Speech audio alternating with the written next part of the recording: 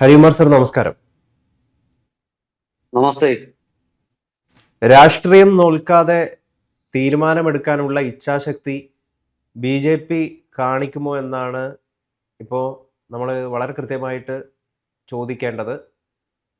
സുതാര്യമായ പരീക്ഷ നടത്തിപ്പിനായിട്ട് വലിയ ഹൈ പവർ ടാസ്ക് ഫോഴ്സിനെ നിയോഗിച്ചിരിക്കുകയാണ്. അതിന് അധ്യക്ഷത വഹിക്കുന്നത് നന്ദൻ നിലേഖാനിയാണ്. അദ്ദേഹം ഇൻഫോസിസിൻ്റെ ഫൗണ്ടറാണ്. ഈ കമ്മിറ്റിയിൽ മുൻ ISRO ചെയർമാൻ S. സോമനാഥ് ഉണ്ട്. IB-യുടെ മുൻ ഡയറക്ടറായിട്ടുള്ള തപൻ ദേഗ IPS ഉണ്ട്. IIT മദ്രാസ് ഡയറക്ടറായിട്ടുള്ള പ്രൊഫസർ V.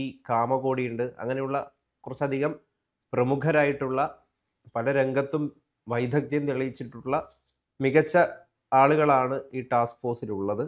ഇവർ നൽകുന്ന നിർദ്ദേശങ്ങൾ കൃത്യമായിട്ട് രാഷ്ട്രീയം നോക്കാതെ അതിനുള്ള നടപടി എടുക്കാനുള്ള ഇച്ഛാശക്തിയാണ് കാണിക്കേണ്ടത്. അത് കാണിക്കാനായിട്ട് പറ്റുമോ? സർക്കാരിന്റെ ഈ പുതിയ നടപടി തീർച്ചയായിട്ടും സ്വാഗതാർഹമാണ്. വിവിധ രംഗങ്ങളിലെ പ്രഗത്ഭരെ ഉൾപ്പെടുത്തി ദേശീയ തലത്തിലുള്ള മത്സര പരീക്ഷകളും അതുപോലെ മറ്റു പരീക്ഷകളും സുതാര്യമായ രീതിയിൽ നടത്തുവാനുള്ള ഒരു പശ്ചാത്തലം സൃഷ്ടിക്കാനുള്ള ആദ്യ ചുവടുവെപ്പ് കേന്ദ്ര സർക്കാർ നടത്തിയിരിക്കുന്നു. നമ്മൾ 2 ദിവസമായിട്ട് ഞാൻ പ്രധാനമന്ത്രി നരേന്ദ്രമോദിയെ വിമർശിക്കുന്നു. ഈ ഒരു വിഷയത്തിൽ ഞാൻ അദ്ദേഹത്തെ അഭിനന്ദിക്കുന്നു.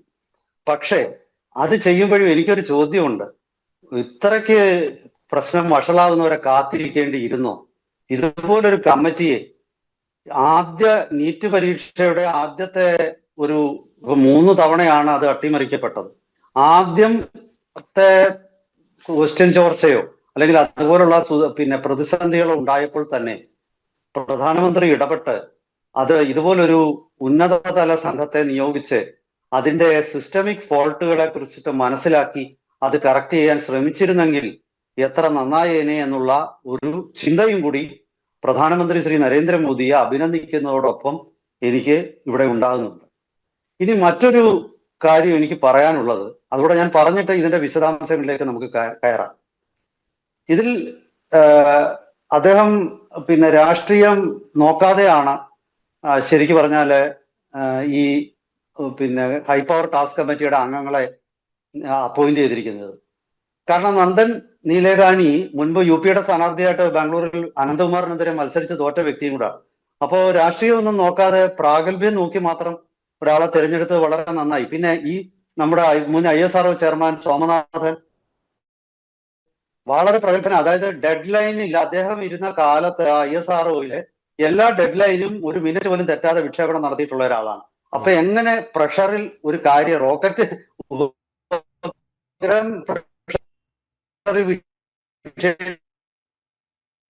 വിക്ഷേപിക്കണം എന്നുള്ളത് മാനേജ് ചെയ്യാൻ പറ്റുന്ന ആൾക്ക് പരീക്ഷ നടത്തുന്ന അത്ര വലിയ പ്രശ്നമൊന്നുമില്ല. അപ്പൊ അദ്ദേഹം ഉണ്ട്. മുൻ IB ഡയറക്ടറായിട്ടുള്ള തപൻ ദേഗ, അദ്ദേഹത്തിന് വിജയമുണ്ട്. കാരണം നമ്മൾ എന്നുള്ള കാര്യത്തിൽ കൃത്യമായ ഒരു എന്താണ് ഈ പരീക്ഷകൾ ഉൾപ്പെടെ അട്ടിമറിക്കാൻ നടക്കുന്ന ശ്രമങ്ങൾ നടക്കുന്നതെന്നും അതിനെ പ്രതിരോധിക്കാനും ഒക്കെയുള്ള ഒരു പ്രാഗൽഭ്യമുള്ള വ്യക്തിയാണ് തപൻ ദേഗ. IB-യുടെ ഡയറക്ടർ ആയിരുന്നു. അതുപോലെ തന്നെ V. കാമകോടി IIT മദ്രാസിലെ ഡയറക്ടറാണ്. ഉന്നത വിദ്യാഭ്യാസ മേഖലയെക്കുറിച്ച് കൃത്യമായ ബോധവും കാര്യങ്ങളുമുള്ള ഒരു ബോധവും അതുപോലെ തന്നെ അത് കാര്യങ്ങൾ തെറ്റിപ്പോവുകയാണെങ്കിൽ അത് നേരെയാക്കാനുള്ള അനുഭവ സമ്പത്തും ഒക്കെ ഉള്ള വ്യക്തി തന്നെയാണ്. അമൃതലാൽ മീണ എന്ന ഒരു IAS ഉദ്യോഗസ്ഥനെ ഭാഗമാക്കിയിട്ടുണ്ട്. അദ്ദേഹം അമൃതലാൽ മീണ എന്ന ബീഹാർ കേഡർ IAS ഉദ്യോഗസ്ഥൻ, അദ്ദേഹം ലോജിസ്റ്റിക്സിന്റെ കാര്യത്തിൽ അദ്ദേഹം ഇന്ത്യയിലെ ഏറ്റവും വലിയ പ്രഗത്ഭന്മാരിൽ ഒരാളാണ്. കാരണം ക്വസ്റ്റ്യൻ പേപ്പറുകൾ അങ്ങോട്ടും ഇങ്ങോട്ടും ട്രാൻസ്പോർട്ട് ചെയ്യുകയും അതിലെ സുതാര്യത അവിടെ ഉറപ്പുവരുത്തുകയും കൃത്യസമയത്ത് അത് ലക്ഷ്യസ്ഥാനത്ത് എത്തുകയും ചെയ്യുക എന്നുള്ളൊക്കെയുള്ള കാര്യങ്ങളിൽ അദ്ദേഹത്തിന്റെ നിർദ്ദേശങ്ങൾക്ക് തീർച്ചയായിട്ടും വലിയ പ്രസക്തി ഉണ്ടായിരിക്കും. അതുപോലെ അനിത കാർവാൾ ഇപ്പോഴത്തെ വിദ്യാഭ്യാസ സെക്രട്ടറിയാണ്. തീർച്ചയായിട്ടും അവരുടെ അഭിപ്രായവും ഇതിനകത്തിൽ, കാരണം പ്രായോഗിക പല പ്രശ്നങ്ങളിലും അവരായിരിക്കുമല്ലോ ഈ പരീക്ഷ നടത്തിപ്പുമായിട്ടുള്ള പല പ്രശ്നങ്ങളിലും അവരായിരിക്കുമല്ലോ തീരുമാനമെടുക്കേണ്ടത്. അങ്ങനെ ഈ കമ്മിറ്റി, ഈ ഹൈപ്പവർ ടാസ്ക് ഫോഴ്സ് നോക്കുമ്പോൾ അത് വളരെ ഭംഗിയാണ്, നല്ലതാണ്, കുഴപ്പമൊന്നുമില്ല. പക്ഷെ ഇനി നമുക്ക് അടുത്ത കാര്യത്തിലേക്ക് കടക്കാം.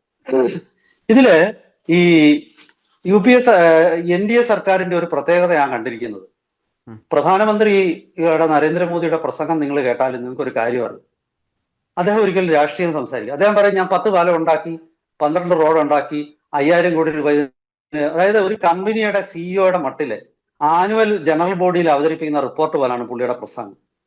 ഇദ്ദേഹത്തിന്റെ രാഷ്ട്രീയ ഒരു ഔട്ട്ലുക്ക് വളരെ കുറവാണെന്ന് പലപ്പോഴും പ്രസംഗം കേൾക്കുമ്പോൾ എനിക്ക് തോന്നിയിട്ടുണ്ട്. അദ്ദേഹത്തിന്റെ അതേ രാഷ്ട്രീയം പറഞ്ഞാൽ പലപ്പോഴും അത് തെറ്റിപ്പോവുകയും ചെയ്യും.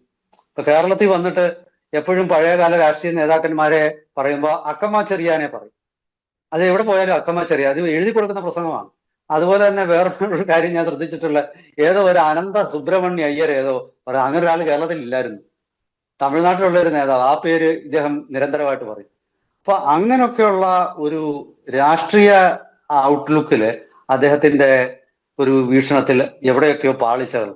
ഇവിടെ ഒരു പ്രതിസന്ധി എന്ന് പറയുന്നത്, ഈ വിദ്യാർത്ഥികൾ ഇവിടെ ഇപ്പൊ ഉണ്ടായ പാറ്റാ സമരം എന്ന് പറയുന്നത് വെറും പരീക്ഷയായിട്ട് മാത്രം ബന്ധപ്പെട്ടതാണ്. നമ്മുടെ നാട്ടിലെ വിദ്യാർത്ഥികൾക്കിടയിൽ എന്തുകൊണ്ടോ ഒരു വല്ലാത്ത ഒരു വീർപ്പുമുട്ടൽ തുടങ്ങിയിട്ടുണ്ട്. സർക്കാർ കഴിഞ്ഞ ഈ ധർമ്മേന്ദ്ര പ്രധാന്റെ കാലത്താണ് വിദ്യാഭ്യാസം പരിഷ്കരിച്ചത്. ഇടത് മതേതര പുരോഗമനവാദികളുടെ സിലബസ് ഒന്നും ഫോളോ ചെയ്യണമെന്ന് ഞാൻ പറയില്ല, ഞാൻ അത്തരക്കാരുടെ കുഴലൂത്തുകാരനുമല്ല. പക്ഷേ അതേസമയം ഈ വിദ്യാർത്ഥികളുടെ തലയിലേക്ക് അടിച്ചേൽപ്പിക്കുന്ന വർക്ക് ലോഡ്, പലയിടത്തും യാഥാർത്ഥ്യ ബോധമില്ലാത്ത സിലബസ് റിവിഷൻ, ഇതൊക്കെ ഈ കഴിഞ്ഞ ധർമ്മേന്ദ്ര പ്രധാന്റെ കാലത്ത് സംഭവിച്ചിട്ടുണ്ട്. അപ്പോ വിദ്യാഭ്യാസ സമ്പ്രദായം മെച്ചപ്പെടുത്താനുള്ള അടിസ്ഥാനപരമായ കാര്യങ്ങൾ ചെയ്തിട്ടില്ല. എന്താണ് വിദ്യാർത്ഥികൾ നേരിടുന്ന പ്രശ്നങ്ങൾ? വിദ്യാർത്ഥികൾ പരീക്ഷ മാത്രമല്ല, വിദ്യാർത്ഥികൾക്ക് ക്യാമ്പസിൽ ഇപ്പൊ പഠിക്കുന്ന സബ്ജക്റ്റ് കോമ്പിനേഷനുകൾ, കുറെ കാര്യങ്ങൾ ചെയ്യാൻ നോക്കി. പക്ഷെ ചെയ്യാൻ നോക്കിക്കഴിഞ്ഞ് ഇവരുടെ ഒരു കുഴപ്പമെന്ന് പറയുന്നത്, ഞാൻ പറയും നീ അങ്ങ് അനുസരിച്ചോണം എന്നുള്ള ആ ഒരു ചിന്താഗതിയാണ്. ഇന്നലെ RSS സർസംഘചാലക് മോഹൻ ഭാഗവത് പറഞ്ഞതുപോലെ, ഈ ഞാൻ പറയും നീ അങ്ങ് അനുസരിച്ചോണ്ടാ മതി എന്നുള്ള ആ ഒരു ചിന്താഗതി ഇപ്പോഴത്തെ കാലത്ത് നടക്കത്തില്ല. അത് വിദ്യാർത്ഥികളുടെ ഇടയിൽ വല്ലാത്ത പ്രതിസന്ധികൾ സൃഷ്ടിക്കുന്നു. ഇപ്പോ ഗൗതം പോലും ഒരുപക്ഷെ ചെറുപ്പക്കാരനാണെങ്കിലും ഈ 18 വയസ്സുള്ള വിദ്യാർത്ഥിയുടെ മാനസികാവസ്ഥ നിങ്ങൾക്ക് അറിയണമെന്നില്ല. അപ്പൊ അവരുടെ ഇടയിലെ പ്രതിസന്ധികൾ ആ മേഖലയിൽ നിന്നുള്ള വിദ്യാർത്ഥി പ്രതിനിധികളെ പോലും ചർച്ച ചെയ്തിട്ട് വേണം കാര്യങ്ങൾ സിലബസ് പരിഷ്കരണം നടപ്പാക്കണം. ABVP എന്ന സംഘടന BJPക്കുണ്ടല്ലോ. ABVP-യുടെ മുഖം ഇപ്പൊ എവിടെയാണ്? ABVP-യുടെ നട്ടൽ ഊരിക്കളഞ്ഞു. ABVP-യെ ഒരു സംഘടന എന്നുള്ള നിലയിൽ ABVP-യെ നിശബ്ദമാക്കി. അപ്പോ ഞാൻ പറയുന്നത്, ഈ സംഘടനകളെ നിശബ്ദമാക്കിയിട്ട് ഉദ്യോഗസ്ഥരെ കൊണ്ട് ഭരിപ്പിക്കുക എന്നുള്ള ഒരു ശൈലി ഈ പ്രധാനമന്ത്രിക്കും അദ്ദേഹത്തിന്റെ വലങ്കൈയായ അമിത്ഷായ്ക്കും ഒക്കെ ഉണ്ട്. അപ്പൊ അങ്ങനെയുള്ള ഒരു ഭരണശൈലി ആണെങ്കിൽ ഈ റിപ്പോർട്ട് കൊണ്ടൊന്നും ഒരു കഥയില്ല. ഇവരൊക്കെ അവിടെ റിപ്പോർട്ട് കൊണ്ടുവെക്കും, അതെടുത്ത് പലയിടത്തോട്ടും വലിച്ചെറിയും. ഇതിപ്പോ തൽക്കാലത്തെ ഒരു എല്ലാവരും ഒന്ന് ശാന്തരാക്കാനാണ് ഈ റിപ്പോർട്ട് എങ്കിൽ ദൗർഭാഗ്യവശാൽ അതുകൊണ്ട് ഒരു പ്രയോജനം ഉണ്ടാവാൻ പോകുന്നില്ല. കാരണം ഇതിനു മുമ്പ് ഞാൻ മനസ്സിലാക്കുന്ന ഒരു professor Radhakrishnan, doctor Radhakrishnan committee എന്ന് പറഞ്ഞൊരു കമ്മിറ്റി പരീക്ഷാ സമ്പ്രദായത്തെ കുറിച്ചൊക്കെ റിപ്പോർട്ട് സമർപ്പിച്ചിട്ടുണ്ടായിരുന്നു. എത്രത്തോളം അത് നടപ്പാക്കിയെന്നുള്ളതിനെ കുറിച്ച് ഞാൻ കൃത്യമായിട്ട് പഠിച്ചിട്ടില്ല. പക്ഷെ എങ്കിലും ഞാനിപ്പോൾ മനസ്സിലാക്കുന്ന അനുസരിച്ചിട്ട് എന്നോട് ഇപ്പം നമ്മുടെ കുടുംബത്തിലും ഇപ്പോഴും കോളേജിലും ഒക്കെ പഠിക്കുന്ന ആൾക്കാരുണ്ടല്ലോ. അപ്പൊ നമുക്ക് അവരിൽ നിന്നും കിട്ടുന്ന ഫീഡ്ബാക്ക് അനുസരിച്ചിട്ട് പലപ്പോഴും വേണ്ട രീതിയിൽ ഇഫക്റ്റീവായിട്ടല്ല ഈ വിദ്യാഭ്യാസ മേഖലയിലെ പരിഷ്കാരങ്ങൾ നടത്തിയത്. ഇപ്പൊ പല BJPയോടും BJPയുടെ മന്ത്രിമാരുടെയും അതുപോലെ തന്നെ BJPയുടെ സഖ്യകക്ഷികളെ ഒക്കെ കേന്ദ്രമന്ത്രിമാരുടെ തന്നെ മക്കളോ അല്ലെങ്കിൽ സംസ്ഥാന മന്ത്രിമാരുടെ മക്കളൊക്കെ തന്നെ പാർട്ടി സമരത്തെ അനുകൂലിച്ചൊക്കെ പോസ്റ്റ് ഇട്ടിരുന്നു. അപ്പൊ അതൊക്കെ കാണിക്കുന്ന വിദ്യാർത്ഥികളുടെ ഇടയിൽ എന്തോ ഒരു അസ്വസ്ഥതയുണ്ട്. പിന്നെ ഇനി നമ്മൾ മനസ്സിലാക്കേണ്ട ഒരു കാര്യം, ഇന്ത്യ മോദിയുടെ നേതൃത്വത്തിൽ പല മേഖലകളിലും നല്ല പുരോഗതി കൈവരിച്ചു. അതൊന്നും നമുക്ക് നിഷേധിക്കാൻ പറ്റത്തില്ല.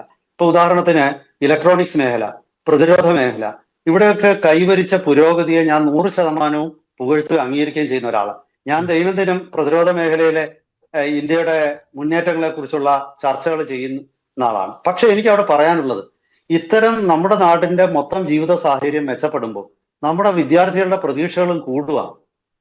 ഇപ്പം ഞാനിപ്പോ എൻ്റെ ചെറുപ്പകാലത്ത് ഞാൻ കഞ്ഞി കുടിച്ചാണ്, കഞ്ഞിയും ചമ്മന്തിയും പയറും മാത്രം എനിക്ക് മതിയായിരുന്നു എന്ന് വെച്ച് ഈ തലമുറയിലെ ആൾക്കാർ അത് തന്നെ പിന്തുടരണമെന്ന് പറയുന്നതിൽ അർത്ഥമില്ല. കാരണം ഈ എൻ്റെ അച്ഛന്റെ അവസ്ഥയല്ലല്ലോ അവരുടെ അച്ഛന്റെ അവസ്ഥ. അപ്പൊ ഞാൻ എൻ്റെ അച്ഛൻ ഉണ്ടാക്കിയതിനേക്കാൾ പൈസ കൂടുതൽ ഉണ്ടാക്കുന്നുണ്ടെങ്കിൽ എൻ്റെ മക്കൾക്ക് മെച്ചപ്പെട്ട ജീവിത സാഹചര്യം കൊടുക്കാൻ ഞാൻ ബാധ്യസ്ഥരാണ്. എൻ്റെ പിതാവ് അദ്ദേഹത്തിന്റെ കാലഘട്ടത്തിൽ ആ സാമൂഹിക അന്തരീക്ഷത്തിന്റെ അന്നത്തെ സമ്പദ്ഘടനയുടെ അടിസ്ഥാനത്തിലുള്ള കെയർ ആണ് അദ്ദേഹത്തിന്റെ മക്കൾക്ക് കൊടുത്തത്.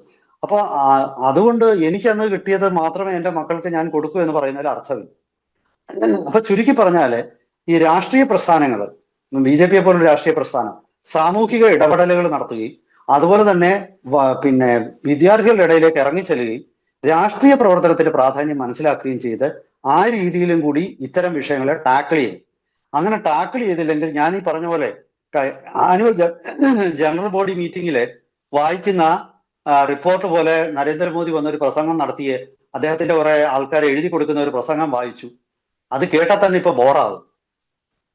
അതൊന്നും പിന്നെ നമ്മൾ ഒരാളിൽ ഇല്ലാത്ത ഗുണങ്ങൾ ആരോപിച്ച് നമ്മൾ കുറെ നാൾ കഴിയുമ്പോഴത്തേക്കും ആ ഗുണം അതിന്റെ ഒരു പ്രസക്തി തീർന്നു പോകും. അപ്പോ കൃത്യമായ സാമൂഹ്യ ബോധവും പിന്നെ എന്താണ് പിന്നെ എങ്ങും നോക്കി വായിക്കാതെ സ്വന്തമായിട്ട് അഭിപ്രായം പറയാനും ഒക്കെ ഉള്ള ഒരു തലത്തിലേക്ക് കേന്ദ്രമന്ത്രിമാരും ഉയരണം.